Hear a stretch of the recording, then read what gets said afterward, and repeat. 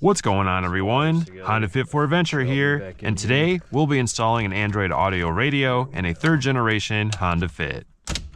In my last video, I showed you step by step how to remove your factory radio, so today we'll be focusing more on the installation and information on the Android Auto unit. There's a lot of information to go over, so let's get started. My first recommendation is going to be purchase a kit. The kit will include everything that you need to install the radio, and it will keep it all plug and play. The kit will include a faceplate, the Android Auto unit, the wiring harness, the correct CAN bus box, and probably a bunch of extra stuff that you won't need. If you purchase these pieces separately, you may need to cut and splice the wiring harness together and then figure out which CAN bus box you will need to go with your particular Android unit. I also recommend purchasing a kit because then all of the Honda Fit's cameras and controls should still be guaranteed to function. It just might not say so in the item listing. Every seller that I emailed to ask if the unit would still keep all functionality said yes, and they were all very responsive to any questions that I had.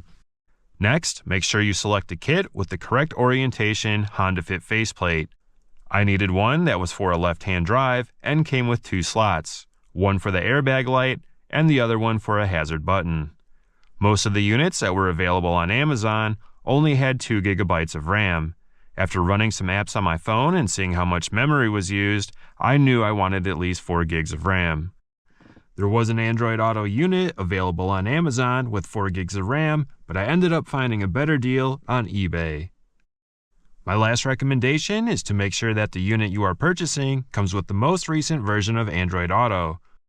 While you may find an Android Auto unit for under $100, it may come with an operating system so old it won't be able to run up-to-date or current apps. Now, before we start the installation, a few people mentioned that they still wanted a volume knob. There are a few units out there that will come with a volume control and possibly a few other buttons, but you will be looking at that $400 price range. Not having any physical buttons besides your steering wheel control does take a little bit to get used to, but I knew this going in and it wasn't a deal breaker to me. So let's get started.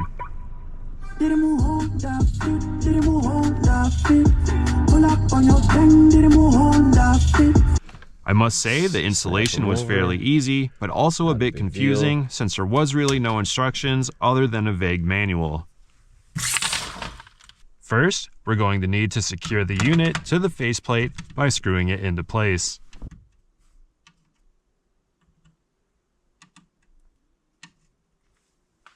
With the unit secure, lay out the rest of the cables that you will need.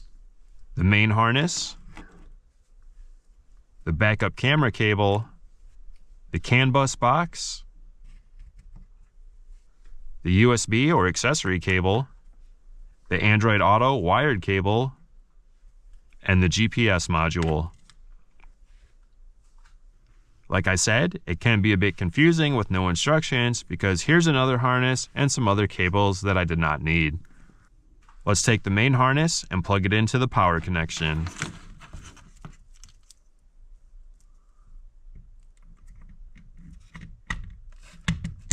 Next, we'll take the white plug and plug it into the CAN bus box. Do not plug it into the Android Auto unit. Again, no instructions. Plugging this end into the Android Auto unit and not the CAN bus box will blow a fuse to the radio that's located in the engine bay. Then, we'll plug in the small 8-pin connector coming off the main wiring harness.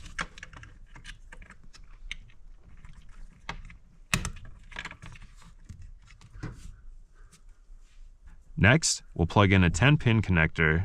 The 10-pin connection controls the backup camera. Once it's plugged in, go ahead and connect the RCA cable to the main harness. Now plug in the 4-pin connector. This one goes to the accessory panel. And then plug in the 6-pin connector that goes to the wired Android Auto connection. Then the GPS, and then the connection for the radio. One thing that I did not get on film is this connection on the main harness. You can see there was a connector on each side of the harness, and they need to be plugged into each other. I believe this connection controls the steering wheel functions. Now that we're all wired up, let's take a few things off of the old radio. We're going to need the airbag light and the hazard button. These are easily removed by pushing in on both sides of the indicators.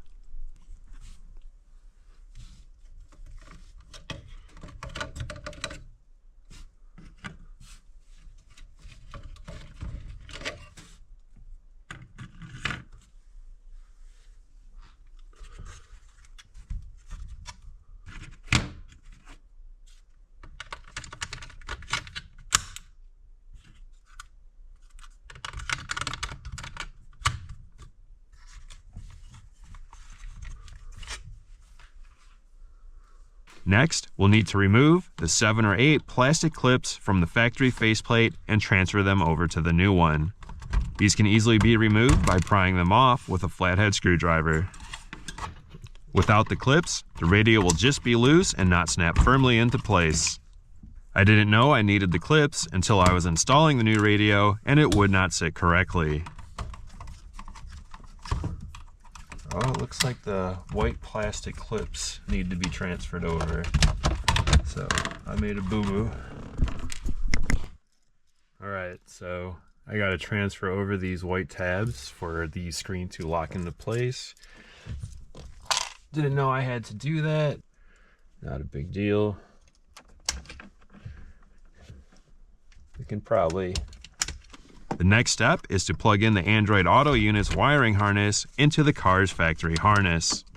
Plug in the airbag and hazard light connections last, since they have the shorter cables.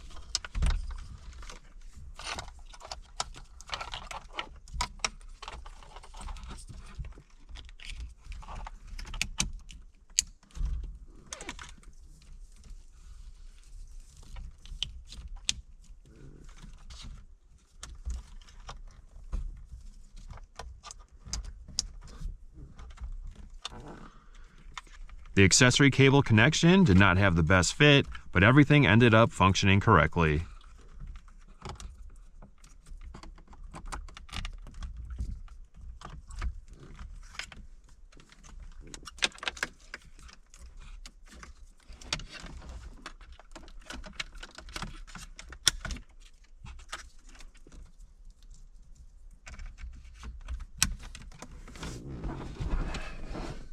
Right, the GPS I'm going to drop down and feed around the glove box because I have all my other GPS units on the window.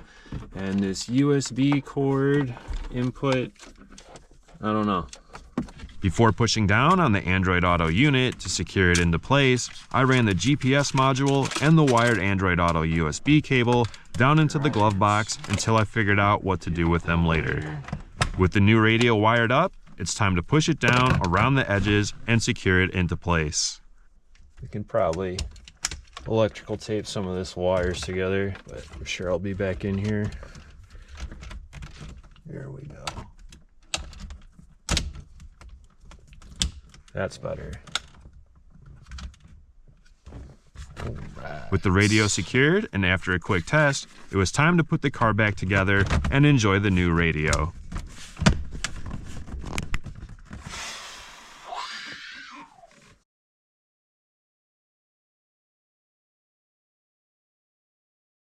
One-month review. I thought all of Android Auto units were basically the same and that they just came from different sellers. This is not the case. While they may all look the same, the user interface can be different depending on which brand you buy. This makes it a bit difficult to show you how to program everything. All of the controls should work right away, or you may need to go through the menus and select your model car for your CAN bus box. The audio quality from the Android unit alone is as loud or a bit quieter than the stock radio. With the wired Android connection, you can turn the volume up on the radio and then again on your phone to make things a bit louder.